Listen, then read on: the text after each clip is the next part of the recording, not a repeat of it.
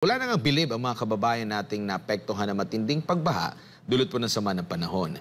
Hindi na nga sila naniniwala sa mga pinagsasasabi ni Pangulong Bongbong Marcos Jr. gaya ng ipagmalaki nito sa kanyang SONA ang mga natapos ng kanyang administrasyon na nasa 5,000 at 500 flood control. Narito ang balita ni Almar Forzuelo.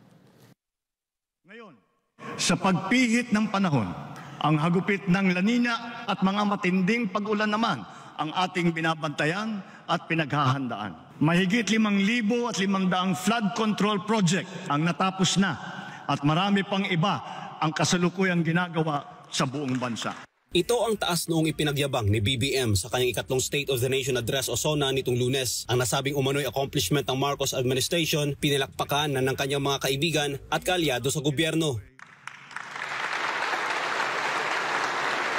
Pero ano ito? Bakit lubog sa tubig baha ang malaking parte ng Metro Manila? Hindi ba't iniyabang ni Marcos Jr. na umabot daw sa mahigit 5,000 flood control projects ang natapos at marami pa daw ang tinatapos? Base sa tala ng National Disaster Risk Reduction Management Council or NDRRMC, as of 8 a.m. July 25 araw ng Huwebes, umabot na sa halos 300 lugar mula sa halos lahat ng rehiyon sa bansa ang lubog sa tubig baha. Pinakamarami sa Region 3 na may mahigit 200 lugar ang binaha. Sumunod ang Mimaropa na may 34, Calabarzon 31, Barm 13, Region 9 na mayroong 9, habang ang Region 2 at Region 10 ay mayroong tig-iisang lugar na binaha. Kabilang ang Barangay Longos sa Malabon City sa mga nagtitiis dahil sa matinding pagbaha na dulot ng habagat na pinalakas pa ng Bagyong Karina.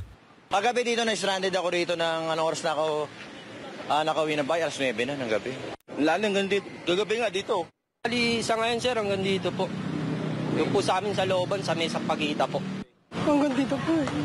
Dito pa kami sa may J. De La Cruz. Ayon sa mga residente, ngayon lang sila ulit nakaranas ng matinding pagbaha sa kanilang lugar. Ngayon lang to, ngayon ganyan kagrabe, sobra. Hindi na talaga makadaan yung mga sasakyan. Kahit anong uri na sasakyan, hindi makadaan. Ngayon lang. Nung una, nung Ondoy, tsaka yun lang. Ngayon lang sumunod. Ngayon lang? Opo sir, ngayon lang din po ulit pinasok yung bahay namin sir. Hindi naman po, ngayon lang. Ilang taon na nakalipas matapos na nanalasa ang Bagyong Ondoy dito sa Pilipinas. Ngayon lang ulit nakaranas ang mga taga-barangay Longos dito sa Malabon ng ganitong taas ng tubig baha. Kaya hindi daw sila naniniwala na may flood control project ang Marcos administration. Hindi ako masyado maniwala doon kasi sinasabi lang nila yun para medyo lalakas sila. Wala po, wala lumalabon at saka nabotas. Hindi po namin nararamdaman.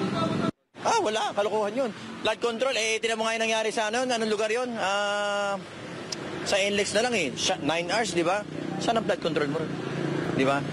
Anong dapat kasi ang gobyerno may vision? Bago mangyari, ahead ka dapat. Kahit sa social media, ay hinahanap ng milyon-milyong Pilipino ang sinasabi ni BBM na flood control project matapos ang ginawang briefing kung saan pinag-usapan ang epekto ng sama ng panahon na ginanap sa NDRRM Operations Center sa Camp Aguinaldo, Quezon City.